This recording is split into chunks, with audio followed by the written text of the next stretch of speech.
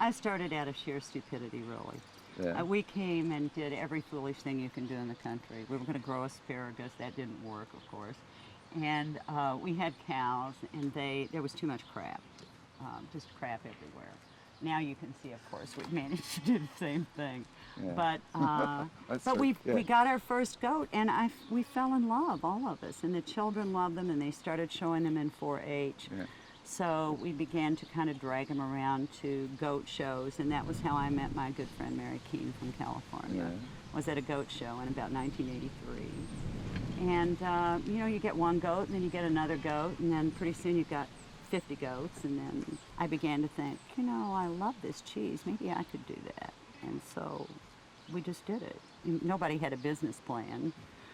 We just did it. But it was a very different market then than it is now. And most of the people who began with goats, I think, were women who fell in love with the animal. So that'd be the story of how the artisan farmstead cheese started? In the U.S., yes, I think it is.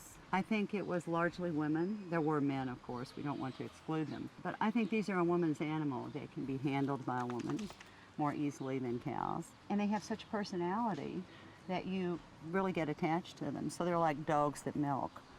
But, dogs that milk. That's the first time I've ever heard them called dogs that milk. But the group of women who kind of began this, Letty Kilmoyer in Westfield Farm, and Ann Topham in Wisconsin, and Mary Keene and Laura Chanel on the West Coast, were all women that started with a few goats.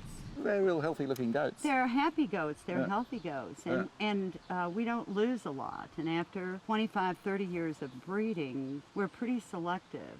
We only keep kids out of our top does, and the rest we sell to other breeders. So tell me about the American industry, how specialty cheese has developed.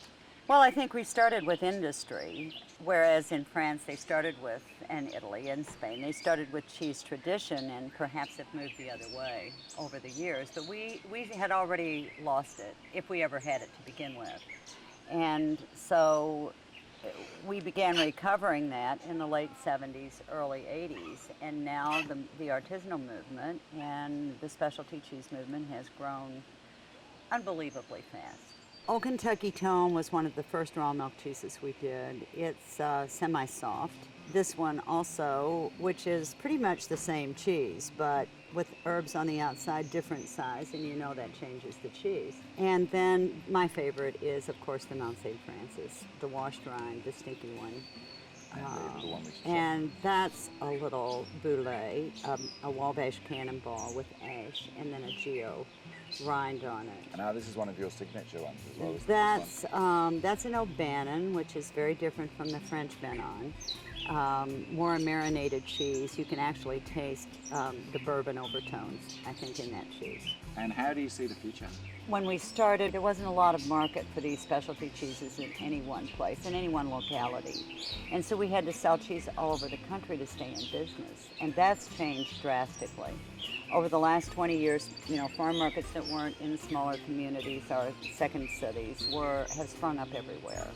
And now I think there's enough of that market to support local cheesemakers and actually to create tradition, local regional traditions in certain places. I don't see an end to that.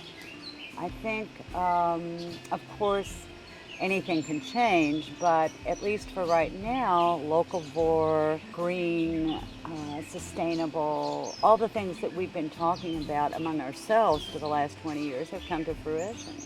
And now our customers are talking about them like we've never heard about them before.